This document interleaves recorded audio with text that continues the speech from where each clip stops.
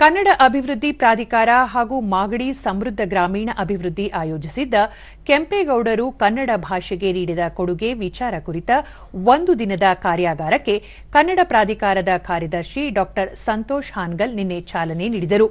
ಈ ವೇಳೆ ಮಾಗಡಿಯ ಸಮೃದ್ಧಿ ಗ್ರಾಮೀಣ ಸಂಸ್ಥೆ ಗೌರವಾಧ್ಯಕ್ಷ ನಂಜುಂಡಯ್ಯ, ಇಥಿಕ್ ಇಂಟರ್ ನ್ಯಾಷನಲ್ ಸ್ಕೂಲ್ ಪ್ರಾಂಶುಪಾಲ ಮಂಜುನಾಥ್, ಹಾಪ್ಕಾಮ್ಸ್ ಮಾಜಿ ನಿರ್ದೇಶಕ ಮಂಜೇಶ್, ಕನ್ನಡ ಸಾಹಿತ್ಯ ಪರಿಷತ್ತಿನ ಅಧ್ಯಕ್ಷ ಚೀನಾ ಪದ್ಮನಾಭ ಹಾಗೂ ವಿದ್ಯಾರ್ಥಿಗಳು ಉಪಸ್ಥಿತರಿದ್ದರು.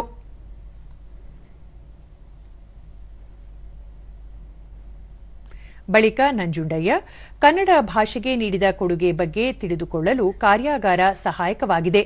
ಮಕ್ಕಳು ಹಾಗೂ ಯುವ ಪೀಳಿಗೆ ಪುಸ್ತಕಗಳನ್ನು ಓದುವ ಮೂಲಕ ಇತಿಹಾಸದ ಬಗ್ಗೆ ತಿಳಿದುಕೊಳ್ಳಬೇಕು ಎಂದು ಹೇಳಿದರು.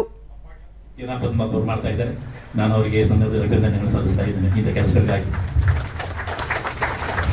ಹಾಗಾಗಿ ನಾಡಪ್ರಭು ಕೆಂಪೇಗೌಡರು ಬರೀ ಕೆರೆಕಟ್ಟೆ ಕಟ್ಟಲಿಲ್ಲ, ನಾಡನ್ನು ಅಭಿವೃದ್ಧಿ ಮಾಡಲಿಲ್ಲ, ಜೊತೆಗೆ ಸಾಹಿತ್ಯಕ್ಕೂ ಕೊಡುಗೆಯನ್ನು ಕೊಟ್ಟಿದ್ದಾರೆ.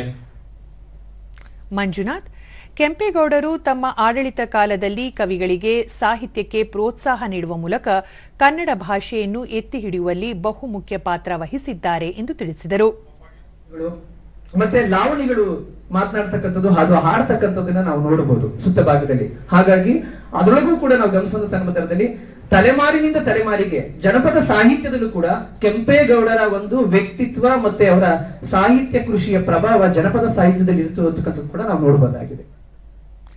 ದೂರದರ್ಶನದೊಂದಿಗೆ ವಿದ್ಯಾರ್ಥಿ ಮದನ್, ಕಾರ್ಯಾಗಾರದಿಂದಾಗಿ ಕೆಂಪೇಗೌಡರು ಕನ್ನಡ ಭಾಷೆಗೆ ನೀಡಿದ ಕೊಡುಗೆ ಬಗ್ಗೆ ವಿಸ್ತೃತವಾಗಿ ತಿಳಿದುಕೊಳ್ಳಲು ಸಹಾಯಕವಾಯಿತು ಎಂದರು. ಕಲ್ತಿದೀವಿ, ಮತ್ತೆ ನಮಗ್ ಗೊತ್ತಿಲ್ಲದಿರೋ ವಿಷಯನೂ ಕಲ್ತಿದೀವಿ. ಅಂದ್ರೆ ನಾವು ಕೆಂಪೇಗೌಡರ ಬಗ್ಗೆ ಸ್ವಲ್ಪ ಕಲ್ತಿದ್ದು ಅಷ್ಟೇ, ಆದ್ರೆ ಅವ್ರು ಬಂದು ಹೇಳ್ಕೊಟ್ಟಿದ್ದು ಸ್ವಲ್ಪ ಇನ್ನ ಜಾಸ್ತಿ ಕಲ್ತು. ಮತ್ತೆ ಕನ್ನಡದ ಬಗ್ಗೆನೂ ಹೇಳೋದಾದ್ರೆ ಕನ್ನಡ ಬಗ್ಗೆ ನಾವು ಕನ್ನಡನ ಹೇಗೆ ಅಳವಡಿಸ್ಕೊಬೇಕು, ಕನ್ನಡನ ಹೇಗೆ ಬೆಳೆಸ್ಬೇಕು, ಮತ್ತೆ ಕನ್ನಡದಲ್ಲಿ ಯಾವ ರೀತಿ ನಾವು ಮುಂದೆ ಮಾತಾಡ್ಬೇಕು, ಯಾವ ದೇಶಕ್ಕೆ ಹೋದ್ರೂ ಸಹ ನಮ್ ಕನ್ನಡ ಬಿಡಬಾರ್ದು. ವಿದ್ಯಾರ್ಥಿನಿ ವನಿತಾ, ಕೆಂಪೇಗೌಡರ ಕೊಡುಗೆಗಳು ಸಾಹಿತ್ಯಕ್ಕೆ ನೀಡಿದ ಉತ್ತೇಜನ, ಅಭಿವೃದ್ಧಿ ಕೆಲಸಗಳ ಬಗ್ಗೆ ಹೆಚ್ಚಿನ ಮಾಹಿತಿಯನ್ನು ಕಾರ್ಯಾಗಾರದಿಂದ ತಿಳಿದುಕೊಳ್ಳಲಾಯಿತು ಎಂದರು.